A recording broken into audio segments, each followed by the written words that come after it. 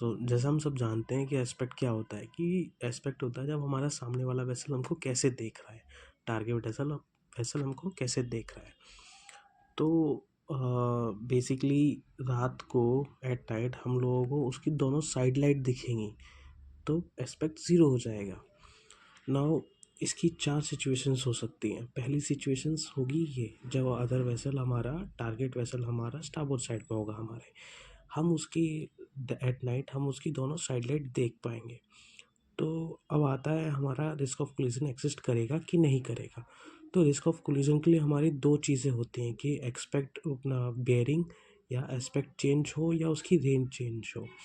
तो जब हमारा एस्पेक्ट ज़ीरो है, ओके, और हमारी जो रेंज है वो डिक्रीज़ हो रही है कंटिन्यूसली, एस्पेक्ट ज़ीरो है और रेंज डिक्रीज़ हो रही है, तो आर ओ सी में एग्जिस्ट, ओके। बट अगर हमारा एस्पेक्ट चेंज हो रहा है और रेंज इंक्रीज़ हो रही है, डिक्रीज़ हो रही है, तो R O C does not exist.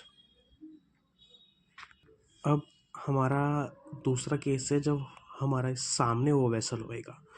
तो ये हमारा वेसल है, ये टारगेट वेसल है। अब वो टारगेट वेसल का हम रात को दोबारा से स्टारबोर्ड पोर्ट लाइट्स दो साइड लाइट देख पाएंगे, तो एस्पेक्ट ज़ीरो होगा।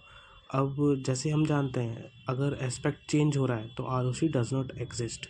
अब range decreasing, aspect is not changing, तो आर ओ सी एग्जिस्ट करता है। कैसे? हमारा रेंज डिक्रीज़ हो रही है कंटिन्यूसली लेकिन एस्पेक्ट चेंज नहीं हो रहा है, तो आर ओ सी एग्जिस्ट करेगा, ये कोलिजन कोर्स पर है।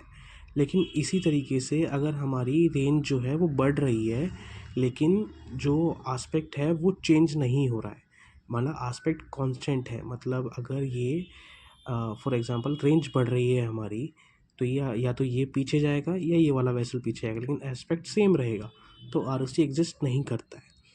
तो अब दूसरा केस है जब हमारा एस्पेक्ट चेंज हो रहा होगा और रेंज डिक्रीज़ हो रही होगी या इंक्रीज़ हो रही होगी। सो अगर एस्पेक्ट चेंज हो रहा है, मतलब अभी हमारी एक साइड लाइट दिख रही है, दो साइड लाइट दिख रही हैं, अब या तो हम इसको स्टारबोर्ड साइड देखें या इसको हम पोर्ट साइड देखें, तो या तो ये इस तरफ को हेड करेगा हमारा वेसल, या इस तरफ को हेड करेगा, या फिर ये वाला इस तरफ को हेड करेगा या इस तरफ को हेड करेगा। तो जब एस्पेक्ट चेंज होगा तो या तो वो इस तरफ को ऐसे चलेगा या वो ऐसे चलेगा। तो जैसे भी चले और रेंज हमारी डिक्रीज़ हो या इंक्रीज़ हो, तो R O C may not exist.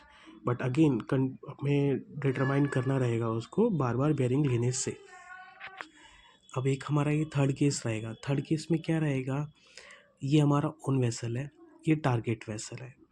तो अगर एस्पेक्ट ज़ीरो है, हमें उसकी दोनों साइड लाइट दिखेंगी, उसका एस्पेक्ट हमारे से ज़ीरो हो गया।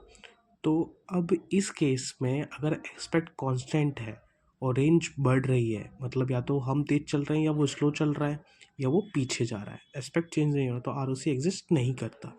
लेकिन एस्पेक्ट सेम है हमारा और रेंज डिक्रीज़ कर रही है, तो आर ओ सी में एग्जिस्ट। और एक केस हमारा ये हो सकता है जब हमारा ओन वेसल इधर है और टारगेट वेसल हमारे पोर्ट साइड में है। ये सिमिलर टू सिचुएशन वन है जो